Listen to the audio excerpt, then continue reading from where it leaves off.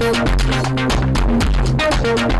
welcome back as we join you. Breaking news now. Dick Jansen is joining us on the set. Dick, I know that you covered an accident in the Collinsville area just a short time ago. What can you tell us about that?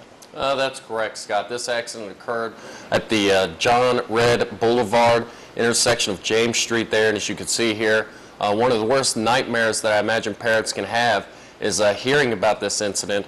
And of course, that's a school bus and involved in a collision with, you can see the silver vehicle there. The good news of this situation is none of the students in the bus appeared to be injuries. There were some minor checks done there to assess everyone's condition, and once the conditions were deemed, no major hazards going on at the time, then they progressed into taking the reports and things of that nature. As you can see there, the students there in very high spirits, waving at the camera and so forth. So definitely a little bit of a good news there on this turnout. And of course, we're not sure of what caused the accident at this point in time, but one thing you can be sure of is anytime there's inclement weather, rain, snow, things of that nature, you can count on Star News to be there to cover those accidents, and this is one of those cases. The good news that we can report here, of course, is obviously fairly minor damage. We do see some cosmetic damage to the side of that vehicle there. Was there any damage noticeable to the school bus itself?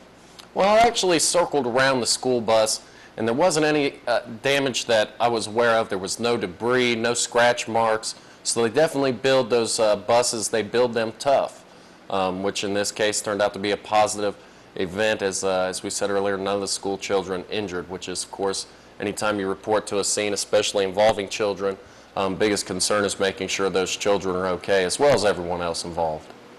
And indeed, we can say no injuries here.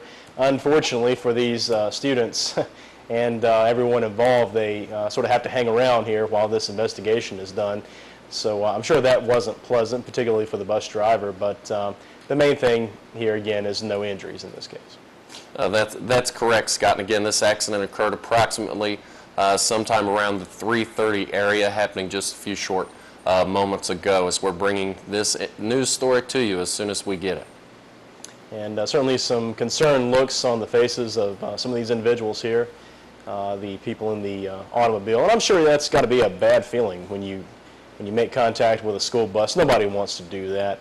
Probably just an error in judgment, perhaps. These things do happen, but I know that investigation will be done, and I guess we'll have to wait and see if any charges will be forthcoming. All right, thank you very much, Scott.